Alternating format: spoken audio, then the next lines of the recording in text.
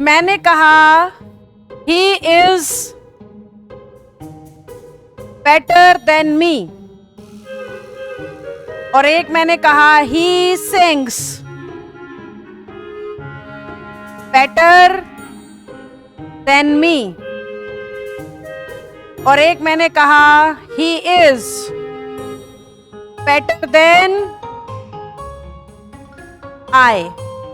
तो बहुत सारी बार आपने लोगों को ना यही बोलते सुना होगा, ही is better than me, he sings better than मी।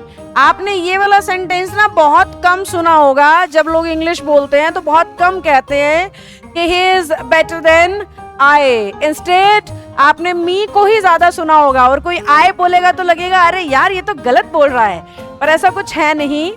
जब हम सेंटेंस में इज, एम, आर, वॉज, वर बिना मेन वर्ब के इस्तेमाल करते हैं तो ये अपने साथ subjective case of pronoun use करते हैं। Subjective case of pronoun, subjective case of pronoun होते हैं I, we, you, he, she, it, दे।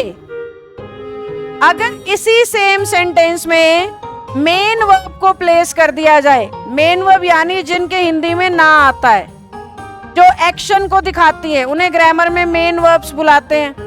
तो अगर हमें मेन वर्ब दिखाई दे रही है सेंटेंस के अंदर, तो वो अपने बाद ऑब्जेक्टिव केस ऑफ प्रोनाउन को इस्तेमाल करेगा। ऑब्जेक्टिव केस ऑफ प्रोनाउन क्या होता है? मी, अस, यू, हिम, हर, इट और देम।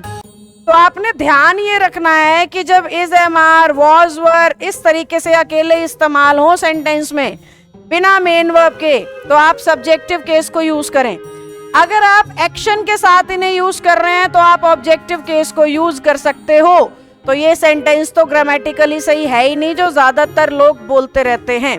इसीलिए ग्रामर में एक कंस्ट्रक्शन, एक रूल बन जाता है कि हेल्पिंग वर्ब के साथ सब्जेक्टिव केस को यूज करें और मेन वर्ब के साथ ऑब्जेक्टिव केस को। हालांकि यहाँ पे इसको हेल्पिंग वर्ब कहना गलत है, स्टैटिक वर्ब होगा ये, पर क्योंकि helping, static, is, am, are ही होते हैं एग्जाम्पल सेम, तो बच्चे को ना इजी करने के लिए हम ऐसा बोल देते हैं कि ये दिखाई दे तो सब्जेक्ट लगा देना और ये दिखाई दे तो ऑब्जेक्ट लगा देना। इसी वजह से जो सीमा ने सवाल पूछा है, क्योंकि उसने ये सुना है आज तक और मैं पढ़ा रही हूँ ये वाला, ये दिक्कत आ रही है उस बच्चे को।